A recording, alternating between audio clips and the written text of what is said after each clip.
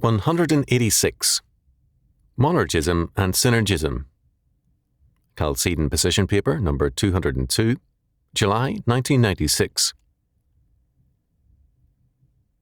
This past winter, Andrew Sandlin was interviewed by an important St. Louis, Missouri radio station about an article in the Chalcedon Report.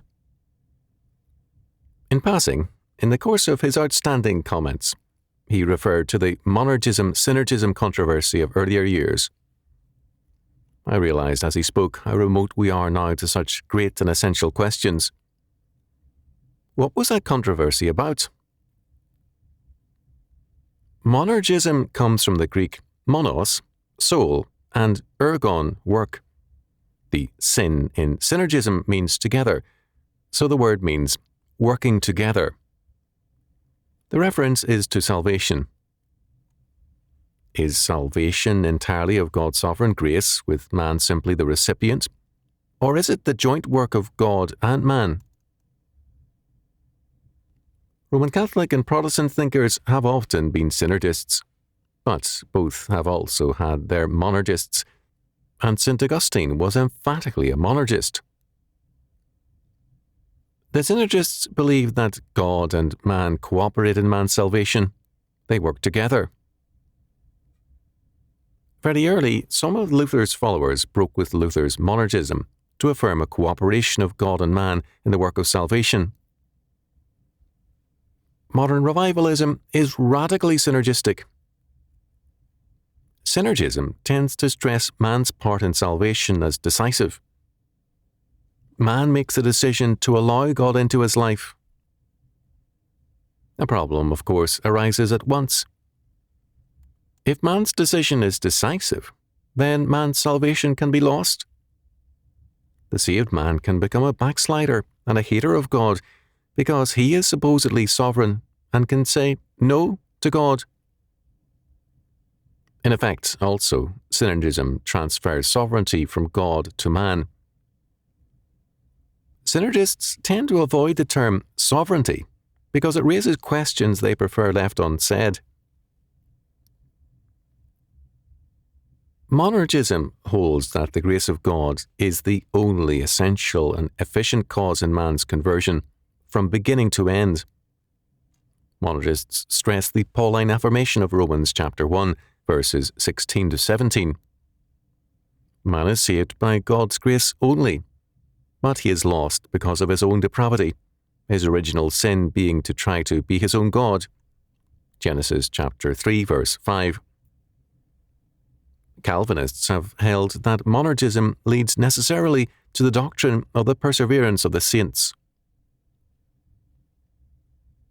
One reason why this controversy is almost unknown today is because synergism has triumphed in seminaries that should not uphold it, and they have relegated the whole subject to a kind of theological museum. Discussions of the subject are very rare because the synergists have triumphed. So thorough has been the obliteration of God's sovereignty that men like C.G. Finney reduce God's role in salvation to next to nothing.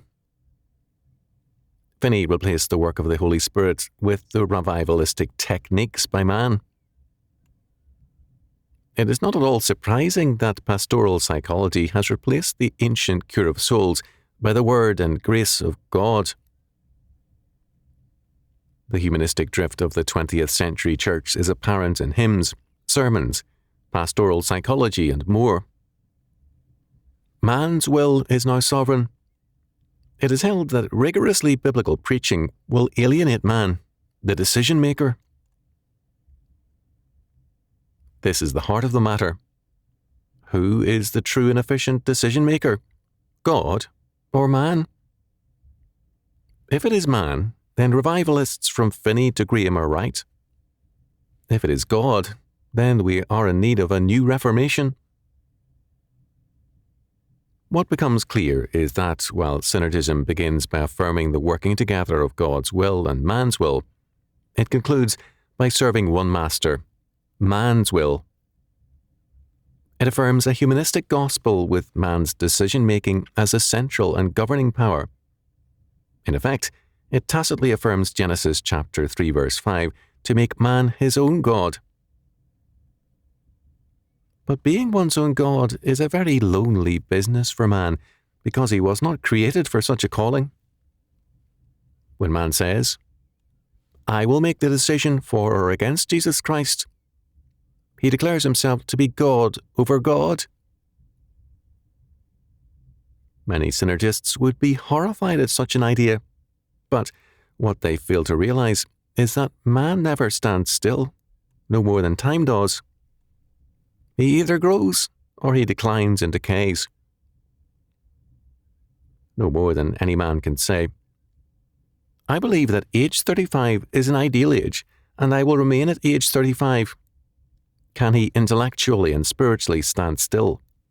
He will grow in grace or away from grace. No growth is no life. It is death. There is no standing still in life. Of course, many men and churches try to stand still. The result is that they are dead, but not buried. Synergism ends up denying God's will in favor of man's. As our Lord said, "No man can serve two masters, for either he will hate the one and love the other, or else he will hold to the one and despise the other." Matthew chapter 6, verse 24. The, quote, "solution," end quote, to the problem, said a pastor some years ago when I raised the problem, is to drop the idea of sovereignty and the problem will go away.